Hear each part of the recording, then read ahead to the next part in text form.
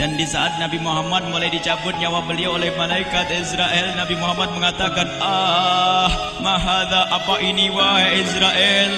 Malaikat Israel kemudian menjawab, ya Rasulullah, itu adalah sakaratul maut.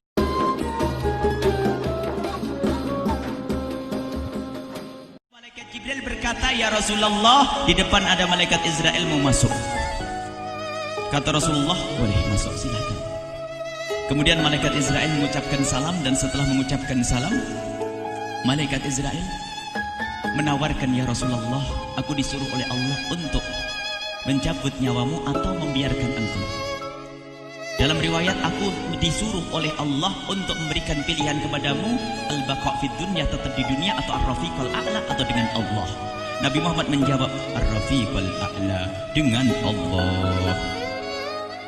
Kemudian setelah itu Nabi Muhammad berdoa agar umatnya selamat.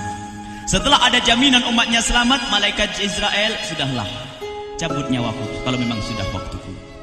Mulailah Nabi Muhammad dicabut nyawa beliau oleh malaikat Israel. Dan di saat Nabi Muhammad mulai dicabut nyawa beliau oleh malaikat Israel, Nabi Muhammad mengatakan, mahadha, apa ini wahai Israel? Malaikat Israel kemudian menjawab, ya Rasulullah, itu adalah sakaratul maut, itu adalah sakitnya di dalam kematian. Kemudian Nabi Muhammad mengangkat tangannya sambil berucap, la ilaha illallah, inna lil mauti la sakarat, tidak ada Tuhan selain Allah, sungguh di dalam kematian ada sakitnya, sakit kematian, yaitu sakaratul maut. Kemudian Nabi Muhammad memohon, ya Allah, Allahumma khaffif alayya sakaratul maut, ya Allah, ringankan sakaratul mautku ini, ya Allah. Dijawab oleh malaikat Israel, ya Rasulullah, itu sudah aku ringankan 70 kali. Nabi Muhammad menoleh, apa malaikat Israel? Sudah kau ringankan 70 kali keringanan? Iya ya Rasulullah, sungguh aku tidak pernah mencabut seorang hamba lebih lembut dari cara mencabut nyawamu. Ini sudah aku ringankan 70 kali. Setelah itu justru Nabi Muhammad menangis, Israel, 70 kali rasanya masih sakit. Iya ya Rasulullah, memang itu sakaratul maut. Lalu bagaimana engkau mencabut umatku, wahai Israel? Allah, yang diingat siapa? Umat. Kalau engkau mencabutku dengan ringan seperti ini masih sakit, bagaimana engkau mencabut umatku, ya Israel? Dijawab oleh malaikat Israel, umatmu manusia biasa, ya aku cabut. Ya Rasulullah, begitu saja. Ya sudah, begitu habis. Nabi Muhammad menangis. Tiba-tiba Nabi Muhammad mengangkat tangan dan memohon kepada Allah, Allah, inna lil mauti la sakarat, la ilaha illallah, inna lil mauti la sakarat, sungguh di dalam kematian ada sakaratul maut. Allahumma khaffif ala ummati sakarat maut, ya Allah, ringankan dari umatku sakaratul maut, wa thaqqil alayya, dan bebankan kepadaku. Sampai tidak sadar doanya Nabi Muhammad seperti itu, thaqqil alayya, itu doa cinta. Seorang ibu yang pernah punya anak, tuh lihat kalau doa Rasulullah ini masih dilakukan. Bagaimana Rasulullah bisa doa begitu? Itu bahasa cinta yang tidak bisa diterjemahkan dengan oleh akal. Seorang ibu kadang-kadang, ibu yang di belakang, ibu mau dikasih sakit oleh Allah? Mau, Bu? Ibu jauh sekali. Ibu mau dikasih sakit? Jawabnya tidak mau. Tapi suatu ketika seorang ibu melihat anaknya sakit, ngomong, sudahlah nak, jangan kamu yang sakit, biar ibu yang sakit. Ada atau tidak? Kenapa ngomong begitu? Itu bahasa cinta itu. Tidak rela kalau anak ini sakit, biar aku saja yang sakit. Itu yang dirasakan Rasulullah. Sakaratul maut begitu sakitnya, membayangkan betapa sakitnya umat Nabi Muhammad di saat dicabut nyawa beliau. Maka Rasulullah mengatakan, ya Allah, ringankan sakaratul maut dari umatku, bebankan kepadaku saja, ya Allah. Wala sawfa yu'tika fatarda. Permintaan Nabi Muhammad tidak ditolak oleh Allah, dikabul dan dikabul, wahai Muhammad. Sallu ala Nabi Muhammad. Dan benar, sakaratul maut kita ditahan oleh Rasulullah, ditanggung oleh Rasulullah, sehingga digambarkan oleh Imam Bukhari di saat Nabi Muhammad dicabut nyawa beliau, Siti Aisyah yang ada di situ. Rasulullah berada di pangkuan Siti Aisyah, yang saat itu Siti Aisyah melihat keringat dingin keluar dari kening Rasulullah. Siti Aisyah tidak pernah melihat keringat keluar seperti itu. Bahkan di saat dipegang kepala Rasulullah, panasnya melebihi dari panasnya orang biasa. Setiap kali ada kain dicelupkan di air, ditempelkan di kening Rasulullah langsung mengering. Saat itu Nabi Muhammad mengucapkan kalimat la ilaha illallah innal mauti lasakarat. Kemudian Nabi Muhammad berpesan dengan banyak pesan, dan di antara pesan Rasulullah adalah akri minni ala ummati salam, akri minni salam ala ummati wa ala man ittaba'ani wa ala man tabi'ani min ila yaumil qiyamati. Aku titip salam kepada umatku dan orang yang mengikutiku sampai hari kiamat. Sadari salam Rasulullah. Sebelum meninggal masih ingat titip salam. Salam kepada siapa? Bukan salam kepada siapa-siapa, tapi salam kepada kita. Maka mari kita mengucapkan salam kepada Rasulullah, karena Rasulullah sudah salam duluan kepada kita. Mari kita sejenak bersalam kepada Rasulullah dan hadirkan Rasulullah ada di mata kita dan di hati kita.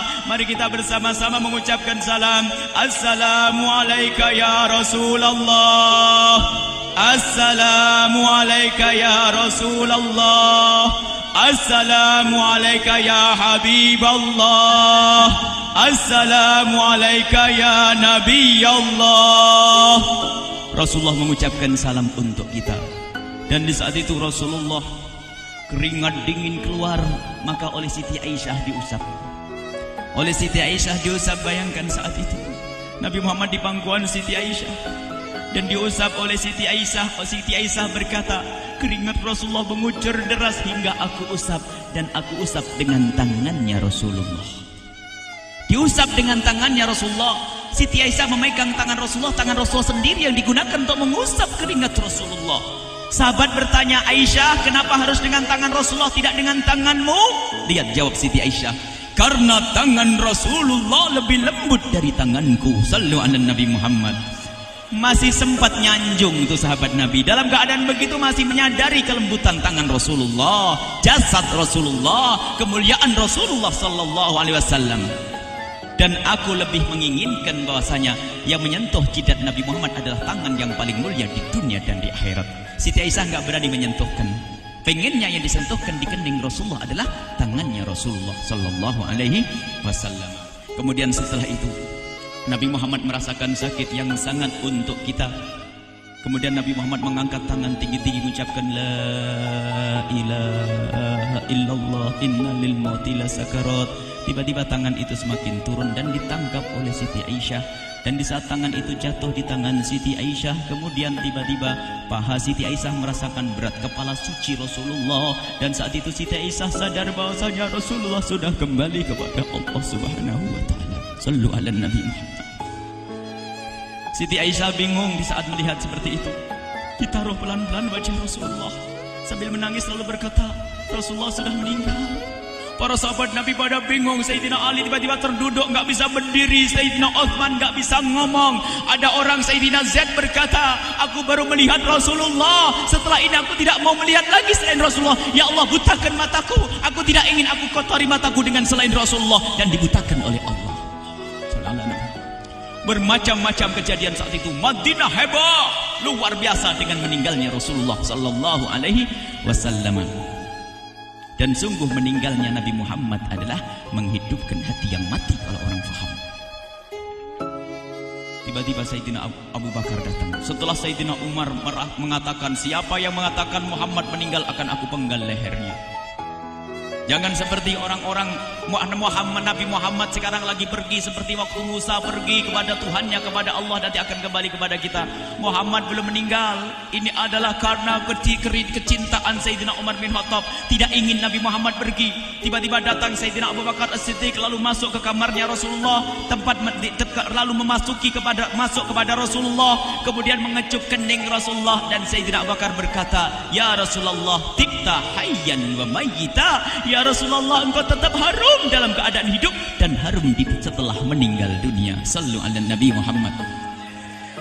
Hingga sampai setelah hari besoknya meninggal Rasulullah, Senin sore, Selasa malam, Rabu dikubur Rasulullah sallallahu alaihi wasallam. Setelah dikubur, Sayyidat Fatimah bertanya kepada Sayyidina Abdullah ibn Abbas, Sayyidina Anas, wahai Anas, hai Anas, sambil menangis Sayyidat Fatimah Zahra, hai Anas, bagaimana engkau tega? Atabat anfusukum antahtu ra'sa Rasulillah. Apakah engkau rela menaburkan debu di atas kepala Rasulullah?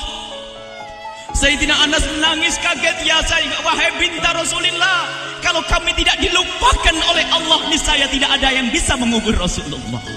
Jadi saat itu dilupakan oleh Allah, sehingga mereka tidak menyadari melakukan itu semua. Kalau mereka sadar, tidak akan bisa mengubur Rasulullah sallallahu alaihi wasallam. Ini yang diungkapkan oleh Sayyidina Anas, kalau seandainya kami tidak dilupakan oleh Allah, niscaya kami tidak akan mampu mengubur Rasulullah sallallahu alaihi wasallam. Kami yang hadir di sini, ya Allah, ingin senantiasa hadir di hati kami kekasih-Mu Nabi Muhammad. Maka kami mohon, ya Allah, jadikan kekasih-Mu Nabi Muhammad yang akan, ya Allah, yang akan mendampingi kami kelak saat Kau cabut nyawa kami, seperti yang Kau wahyukan kepada kekasih-Mu Nabi Muhammad. Wa absyiru bil jannati, semua hamba yang beriman akan menyaksikan surga, ya di saat dicabut nyawa mereka. Dan surga, di tempat surga itu yang paling mulia adalah Nabi Muhammad. Maka kami mohon, ya Allah, saat Kau cabut nyawa kami, ya Allah, hadirkan Nabi Muhammad di hati kami, ya Allah. Dan kami mohon, ya Allah, saat di alam barzah nanti, ya Allah, saat yang sangat mengerikan itu, ya Allah, kami mohon hadirkan kekasih-Mu Nabi Muhammad, sehingga kami tidak takut dan gentar lagi dengan malaikat mungkar nakir. Dan ya Allah, kami mohon di saat di padang mahsyar nanti, ya Allah, hadirkan kekasih-Mu Nabi Muhammad. Jadikanlah kekasih-Mu Nabi Muhammad yang akan menemani kami dan akan membonceng kami, membawa kami ke telaga Kausar. Lalu kami diberi air minum dari air telaga Kausar hingga kami tidak akan haus selama-lamanya. Ya Allah, jadikan kekasih-Mu Nabi Muhammad yang akan menemani kami di saat kami menyeberang Siratal Mustaqim hingga kami tidak akan terjerumus ke neraka Jahanam. Dan jadikan kekasih-Mu Nabi Muhammad yang akan kami saksikan setiap saat di surga-Mu, ya Allah. Ya Allah, jadikan kekasih-Mu Nabi Muhammad yang senantiasa, ya Allah, kami lihat kelak di surga. Dan jadikan ucapan kami di akhir hayat kami kelak adalah, ya Allah, adalah kalimat agung dan mulia, La ilaha illallah Muhammadur Rasulullah. La ilaha illallah Muhammadur Rasulullah. La ilaha illallah Muhammadur Rasulullah.